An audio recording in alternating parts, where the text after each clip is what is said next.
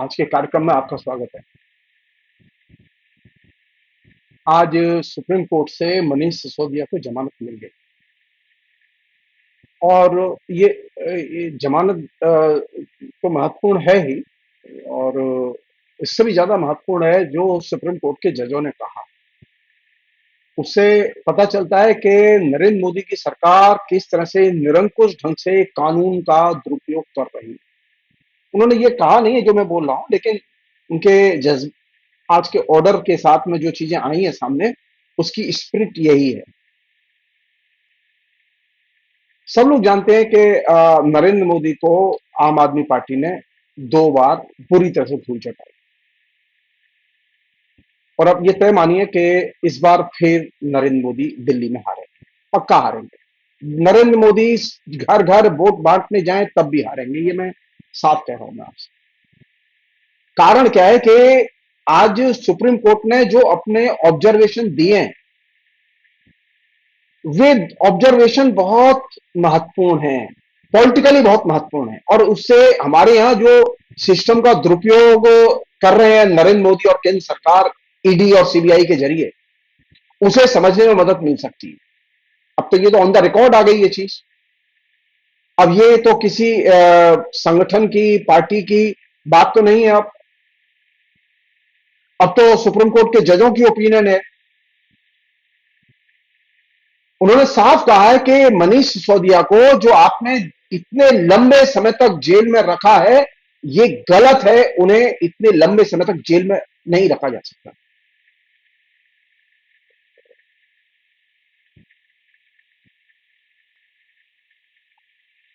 एक अन्य चीज जो इस जजमेंट की मतलब आज के जमानत के साथ में जो ऑर्डर हुआ उसकी खूबी है,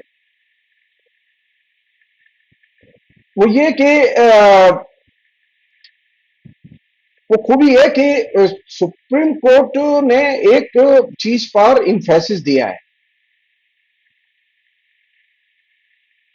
वो इंफेसिस क्या है?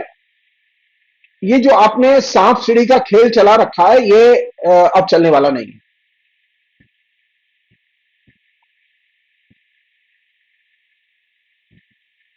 उन्होंने कहा, कोर्ट, एनडीटीवी की रिपोर्ट है ये, जब ये अदानी का चैनल है, ध्यान रखिएगा, जब जमानत पर दूसरा आदेश सुप्रीम कोर्ट ने पास किया तो पहले आदेश के 7 महीने 4 दिन हो चुके थे। किसी भी नागरिक को पिलर टू पोस्ट भागने के लिए नहीं कहा जा सकता। यह मामला पिलर टू पोस्ट भागने के लिए नहीं कहा जा सकता। और यही नरेंद्र मोदी की सरकार अपने लीगल टेररिज्म के जरिए यही काम कर रही है। किसी भी निर्दोष आदमी को उठाते हैं वो, किसी भी नेता को उठाते हैं वो, और किसी व्यापारी को उठाते हैं वो मनी लॉन्ड्रिंग में, इसमें उसमें, और ईडी के जरिए जेल में डाल देते हैं। अब बेटा तुम जमानत कराते घूमते रहो। और ईडी पूरी की पूरी एक तरह से लीगल टेररिज्म की, कानूनी आतंकवाद की एक बहुत बड़ी मशीनरी हो गई है। और ये सारी दुनिया में सबसे विलक्षण प्रयोग है कि डेमोक्रेसी के रहते हुए, कानूनी व्यवस्था के रहते हुए, नरेंद्र मोदी सबकी आंख में धूल झोंक के ईडी का बर्बर ढंग से और कानून के हर पहलू का बुलडोज करके, संवैधानिक अधिकारों पर हमले करके ईडी का दुरुपयोग कर रहे हैं। और ये सबसे बड़ी चिंता की चीज है। ये जो इसमें कहा है कि किसी भी नागरिक को पिलर टू पोस्ट भागने के लिए नहीं कहा जा सकता, ये चीज बहुत बड़ी टिप्पणी है। कायदे से होना ही चाहिए कि नरेंद्र मोदी की सरकार को इस तरह से व्यवहार करने की बजाय कानून का पालन करना चाहिए। सुप्रीम कोर्ट ने साफ कहा है कि ईडी की प्रारंभिक आपत्ति को मानने के लिए इच्छुक नहीं है, इसलिए यह याचिका सुनवाई योग्य नहीं। 17 महीने हो चुके हैं मनीष सिसोदिया को, वो उप मुख्यमंत्री है दिल्ली के। उनके खिलाफ में कोई प्रमाण नहीं है, लेकिन ये लगातार झूठे 400 गवाह लगा दिए। केस खत्म होगा तब जमानत दीजिएगा। अब न नोमन तेलो न राजा नाचे, क्योंकि वो ट्रायल तो खत्म होगा नहीं, क्योंकि 400 गवाहों में तो कम से कम 5,000 दिन लगेंगे। तो इसका मतलब यह है कि मनीष सिसोदिया जमानत के लिए अदालत के चक्कर काटते रहे।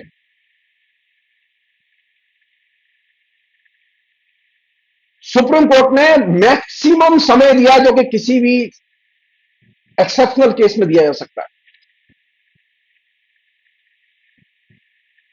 उन्होंने पहले जो मसला आया था उनके सामने तो 6 से 8 महीने दिए गए और वो सीमा भी बीत गई। एक अन्य चीज उन्होंने कहा कि ये जमानत लेनी हो तो फिर नीचे जाएं, जो कि इन्होंने पैटर्न बना रखा है कि हुजूर आप बीच में मत पड़िए, आप सुप्रीम कोर्ट है, आप बीच में मत पड़िए, अगर इनको जमानत देनी है तो पुनर्विचार के लिए नीचे आप भेज दीजिए, नीचे की अदालत विचार कर लेगी। और नीचे की अदालत में इनकी गोटी फिट है, नीचे की अदालत कभी जमानत देती ही नहीं है। तो उन्होंने कहा कि फिर से ट्रायल कोर्ट, जमानत के लिए फिर से ट्रायल कोर्ट जाने को कहा जाता है तो यह न्याय का मखौल उड़ाना होगा। अब तक मैक्सिमम केस में ईडी ने सुप्रीम कोर्ट में यही किया है। सुप्रीम कोर्ट कह रहा है क्या न्याय का मखौल उड़ाना होगा, और यह तर्क ईडी दे रही है जो कोई न्याय का मखौल है। निचली अदालत ने राइट टू स्पीडी ट्रायल को अनदेखा किया। यह सुप्रीम कोर्ट का आदेश है कि जो भी मुकदमे आए उनकी जल्दी सुनवाई की जाए, जल्दी खत्म किए जाए। लेकिन सुप्रीम कोर्ट की इस राय की कोई अहमियत नहीं है नीचे की अदालतों में।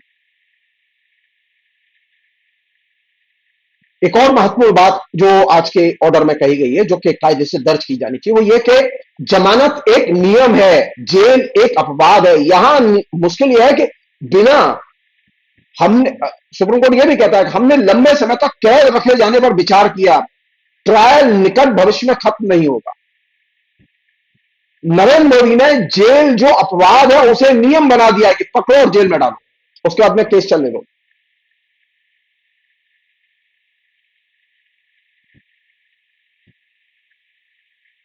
उन्होंने कहा कि आरोपी को त्वरित सुनवाई का अधिकार है, ऐसा कोई सबूत नहीं है जिससे पता चले कि याचिकाकर्ता ने सुनवाई में देरी की। उन्होंने एक और तर्क दिया था, बड़ी मतलब बेहूदे तर्क दिए जा रहे हैं। कानून का, संविधान के अधिकारों का सरेआम अदालत में अटॉर्नी जनरल खड़े होके एक तरह से उल्लंघन कर रहे हैं। सुप्रीम कोर्ट ने सही पकड़ा है। मतलब अतिरिक्त महाधिवक्ता ने यह दर्ज किया कि अर्ज किया सुप्रीम कोर्ट में कि अगर मनीष सिसोदिया को जमानत दी जाती है तो इन्हें ऑफिस जाने से रोका जाए, ये उप मुख्यमंत्री के नाते ऑफिस न जाए। तो सुप्रीम कोर्ट की बेंच ने कहा कि इसकी परमिशन नहीं दी जा सकती, क्योंकि स्वतंत्रता का अधिकार हर दिन मायने रखता है।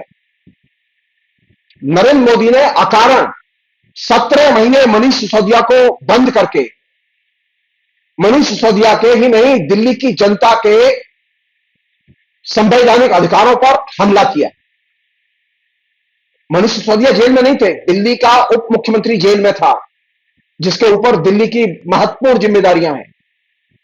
और यह साधारण चीज नहीं है, यह साधारण चीज नहीं है, क्योंकि उप मुख्यमंत्री के नाते वे दिल्ली की जनता की जिम्मेदारियों को निभाने के लिए बाध्य थे, उनका कर्तव्य था। उस कर्तव्य को करने से रोका गया और उन्हें जेल में डाल दिया गया।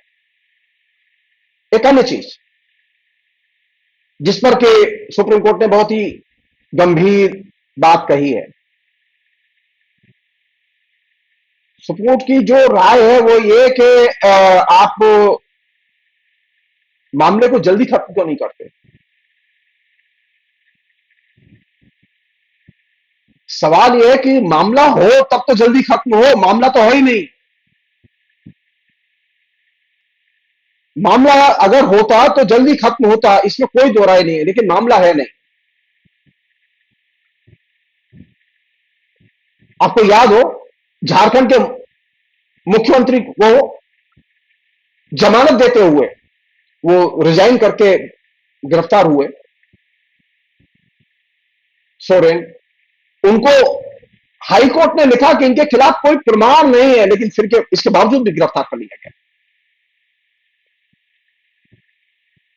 और ये जो गिरफ्तारी है ये एक कॉमन फिनोमेना है जो नरेंद्र मोदी की स्टाइल ऑफ फंक्शनिंग है। हम साफ कहना चाहते हैं कि ये स्टाइल ऑफ फंक्शनिंग से डेमोक्रेसी नहीं चलेगी।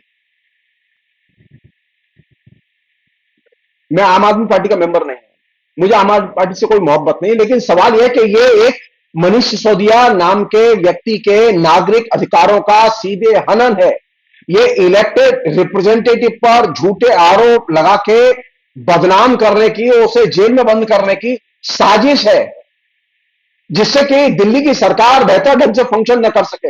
ऑलरेडी इस दौरान एक तरफ आम आदमी पार्टी के इलेक्टेड प्रतिनिधियों के ऊपर मुख्यमंत्री अभी जेल में है, उप मुख्यमंत्री की आज जमानत हुई है, संजय सिंह की बीच में जमानत हो चुकी है,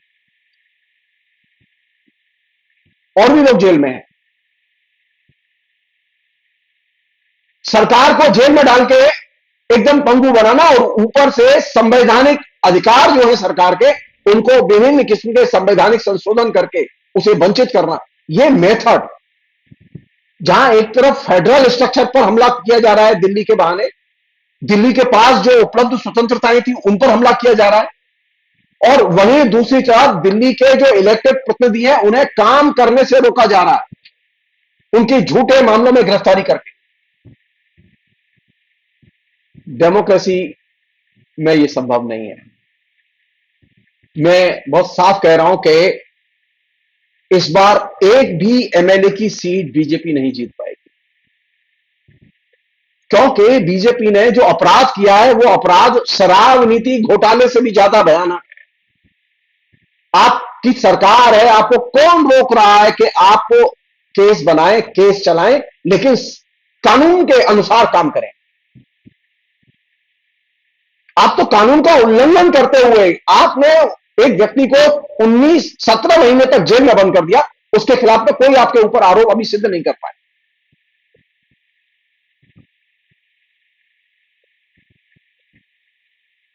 आखिरी चीज इस प्रसंग में यह तय है कि केजरीवाल को भी जमानत मिलेगी, और ये जो ऑब्जर्वेशन आए हैं, ये ऑब्जर्वेशन अपने आप में महत्वपूर्ण है। सुप्रीम कोर्ट ने जो ओपिनियन दी है वो अपने आप में महत्वपूर्ण है, और ये इसलिए महत्वपूर्ण है कि सुप्रीम कोर्ट सारी चीजों को देख रहा है, और उसका जो बेसिक थ्रस्ट है ईडी की एक्शन पर, वो ये है कि ईडी के एक्शन न्याय का मखौल है। बिना ट्रायल के जेल में बंद करना न्याय का मखौल है, और ये हमारी राय यह है कि ये लीगल टेररिज्म का हिस्सा है। और लीगल टेररिज्म वैसे ही है जैसे कि वे आतंकवादी जो सेना पर हमला करते हैं, वे आतंकवादी जो पुलिस पर हमला करते हैं, वे आतंकवादी जो निरीह जनता पर हमला करते हैं, और वे कश्मीर में भी हैं, वे और दूसरे इलाकों में भी हैं। ये लीगल टेररिज्म उस आतंकवाद का ही एक दूसरा पहलू है, जिसमें कि democratically elected government legal terrorism का इस्तेमाल कर सकती है और करती है और कर रही है। इसे समझने की जरूरत है। चारों तरफ इस बार के इलेक्शन में लोकतंत्र की बयार बही है, लोकतंत्र अभी गया नहीं है, लोकतांत्रिक गुस्सा भी नहीं गया है, और लोकतंत्र का अहिंसक प्रतिरोध अभी गायब नहीं हुआ है। और आप तय मानिए कि आने वाले दिनों में यह प्रतिरोध और बढ़ेगा, क्योंकि सुप्रीम कोर्ट कह रहा है कि ईडी न्याय का मखौल उड़ा रही है। ईडी का मतलब नरेंद्र मोदी, अमित शाह, ये लोग जिस तरह से सत्ता चला रहे हैं वो खुल्लम खुल्ला न्याय का मखौल है। फिलहाल इतना है।